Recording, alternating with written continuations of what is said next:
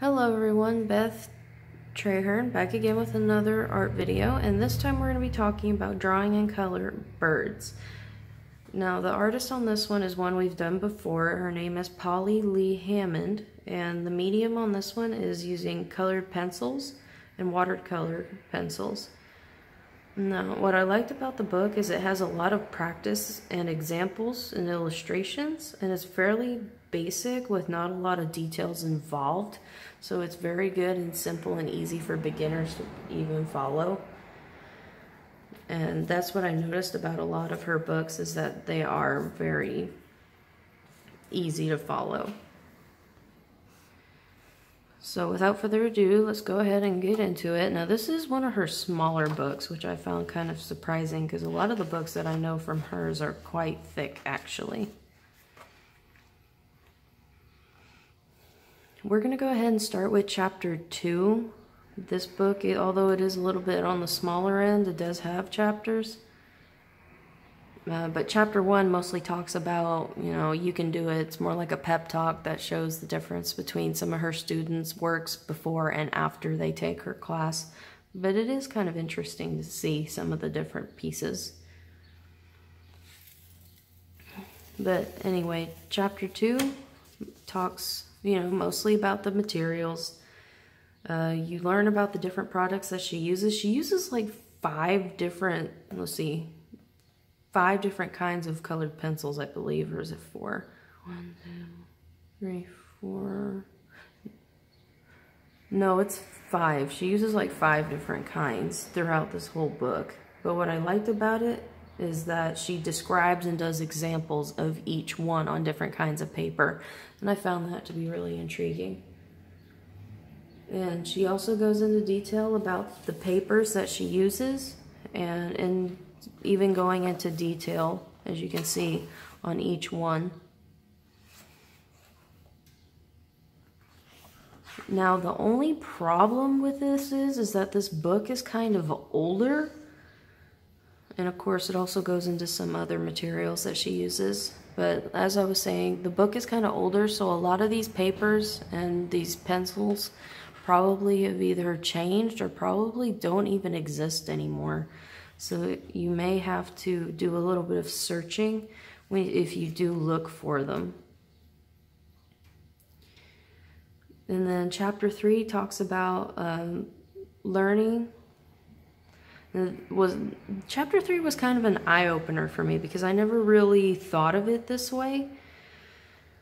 That the way she put it basically was understanding that different brands of products have different characteristics, which, is true, but I never thought of using them per se per those characteristics. Like if I was wanting a smokier look, use a certain brand of pencil.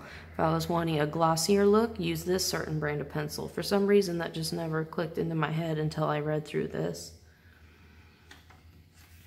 So I really enjoyed that little moment. Techniques. Now because you are using a various amount of pencils, there are going to be a few techniques involved. But it says, brings out how to learn to do those techniques properly and learn these colors. Color is very important, especially when you're trying to mix and get certain colors, especially if the color that you need, you don't exactly have it.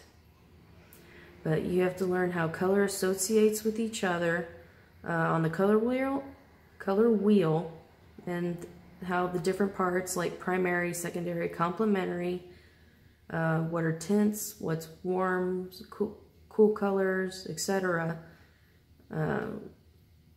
Also learning the 5 elements of shading, and then it also has some practice with examples. And then learning how to draw different shapes with shading, and also how to break your subjects down into shapes. So that's very helpful, especially for those beginners who might be new at this. And then of course chapter 5, she always has one chapter at least about graphing. She teaches you how to graph or how to use a projector and how it can help you hone your skills to eventually help you learn how to freehand draw. Because starting out, you're probably not going to be able to master freehand drawing right off the bat.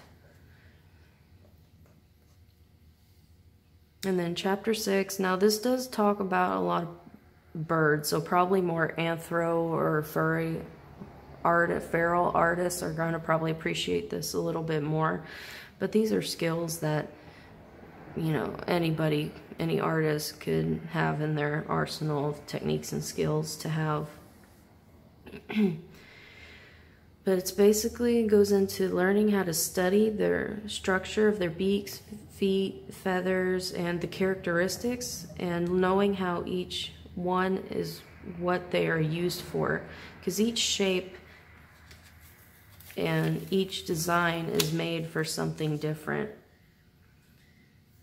And it also gives you some examples like between a bald eagle and an owl, and then pelicans and a chicken and a toucan.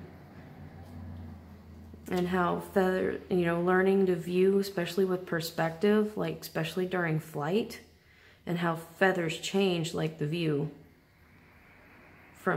and also how it changes from species to species. And she also emphasizes learning to draw from actual wings, using actual lifelike or actual life subjects, which of course is always the better alternative, but if you can't, you can't.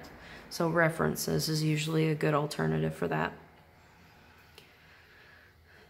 And chapter 7 is when she starts getting into the pencils. Now the ones that she uses in chapter 7 are the Prismacolor Very Thin pencils. I do have a set of these myself. I have the whole color line. I do enjoy these because they are a harder lead than the Prisma Premier pencils. So they do have a rougher finish. But she gives some examples of drawings done with them on different papers. And it also does examples of some complementary colors between her bird subjects and the papers. And those are really neat.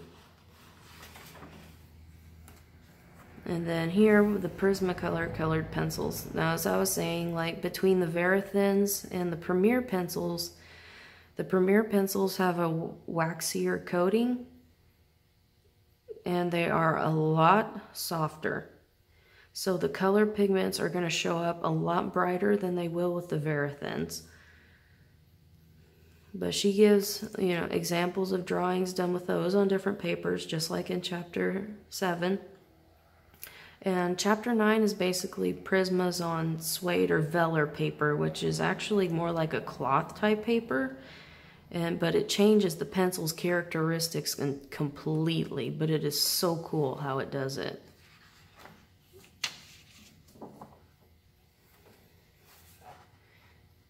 And then chapter 10 is blending with studio pencils. This is another line of different colored pencils, but these are by Derwent. I have not used these personally, so I cannot really vouch for them, but they do look like they have a pretty good lay of color. I believe that these are clay based, but I'm not 100% sure. She does go into detail about them in this chapter though. But of course she also has examples of her using them, such as the goldfinch and the bluebirds, and how she also prefers to use these for her backgrounds because they're easy to blend. And she has examples of using dark backgrounds, which is really cool. And then chapter 11 is about using watercolored pencils.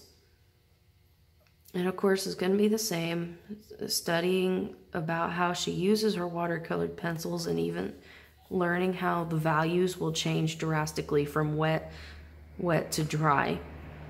And that's something that you have, and again, how pressure will change the tone and the hue of the color that you're trying to work with. So definitely a lot of things to keep in mind when you work with watercolored pencils. But examples of some drawings that she did with those. and some work, but they do have a really pretty outcome if you know how to use them properly, which I am still learning myself. But one of these days I will get them. And that is pretty much it with these. Again, very simple, very straightforward. Definitely recommend for beginners.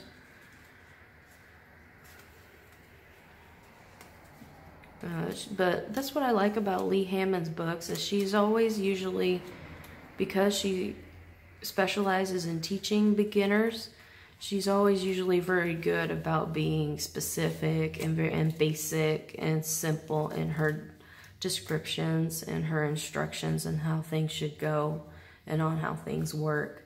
So usually I'm going to recommend her books for people who are just starting out. But anyway, that's the end of this one. Like I said, small book, about 80 pages, if that, and most of that is appendix and examples. So I hope you enjoyed this little review. Oh, but if you do have a request for a specific book or anything in general, let me know in the comments below, or you can message me personally. That's fine, I don't mind. We can also do art product reviews. Like if you want me to do an example of the difference between the Prismacolor Verithin pencils or Premier pencils or Derwent pencils, I have some. I can do them. I am in the works of doing a few. I'm just trying to collect some more products so that I can do more videos. But if you do have any comments, questions, concerns, you know, like I said, message me or comment below and just let me know. Anyway, that's it. Bye.